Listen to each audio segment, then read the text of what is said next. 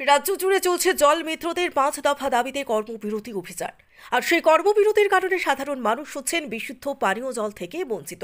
শুধু তাই নয়, বর্তমানে সরকারি বিদ্যালয়গুলিতে গুণ উৎসব চলছে। আর বেশ কিছু বিদ্যালয়গুলোতে ছাত্রছাত্রীরা নিজ নিজ বিদ্যালয়ে যাওয়ার পর জল জীবন মিশন প্রকল্পের দ্বারা দেওয়া বিশুদ্ধ পানীয় জল থেকে বঞ্চিত রয়েছে।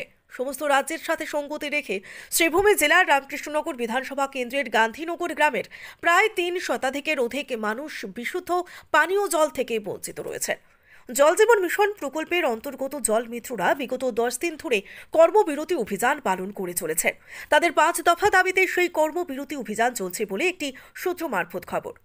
তবে গান্ধীনগর গ্রামের প্রিয়াঙ্কা দেব, দীপালি দেব, শঙ্করী দেব, চম্পা নাগ, সবিতা রানী দেব, নিকুঞ্জ দাস, নিরঞ্জন দাস, অতিলাল দাস, সুনীল দেব, মঞ্জুরানী দাস, মুকুল দাস, বকুল দাস, বীণা দাস, বাদল পাল, রঞ্জলি দাস, অমিত দেব সহ অসংখ্য গ্রামবাসীরা তাদের অভিযোগ তুলে ধরেন। তারা রাজ্যের মুখ্যমন্ত্রী ডক্টর হিমন্ত বিশ্ব শর্মা এবং শ্রীভূমি জেলার জনদরদী বিধায়ক বিজয় মালাকারের দৃষ্টি আকর্ষণ করে বললেন, অনতি বিলম্বে জল মিত্রদের 5 দফা দাবি পূরণ করে সাধারণ মানুষদের এই কষ্ট থেকে মুক্তি দিতে হস্তক্ষেপ কামনা করেছেন তারা।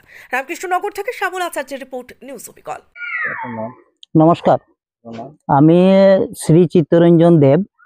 আমি এই এলাকার বাসিন্দা, গান্ধীনগরের বাসিন্দা। আমরা একটা সমস্যা হয়েছে, বিগত 1 সপ্তাহ 10 দিন যাবত আমরা বিশুদ্ধ পানীয় জল থেকে বঞ্চিত। কি কারণে হইল, কি বিষয়, তাও আমরা সম্পূর্ণরূপে জানি না। আমি এই এলাকার তরফ থেকে আমার একটাই বিনম্র অনুরোধ মাননীয় মুখ্যমন্ত্রীর কাছে এবং আমাদের রাতাবাড়ি বিধানসভার বিধায়ক শ্রীযুক্ত বিজয় মালাকার মহাশয়ের কাছে, যে আমরা কি কারণে 1 সপ্তাহ 10 দিন যাবৎ এই বিশুদ্ধ পানীয় জল থেকে বঞ্চিত। আমাদের নানা ধরনের অসুবিধা হইতেছে। এইটা আমাদের গ্রাম এরিয়া, পাহাড় অঞ্চল, এখানে বিশুদ্ধ পানীয় জলের কোনো ব্যবস্থা নাই। যখন সরকার একটা ব্যবস্থা দিল আমাদেরকে, তাও 10 দিন 15 দিন যাবৎ এরিয়ার মানুষ সম্পূর্ণরূপে বিশুদ্ধ পানীয় জল থেকে বঞ্চিত।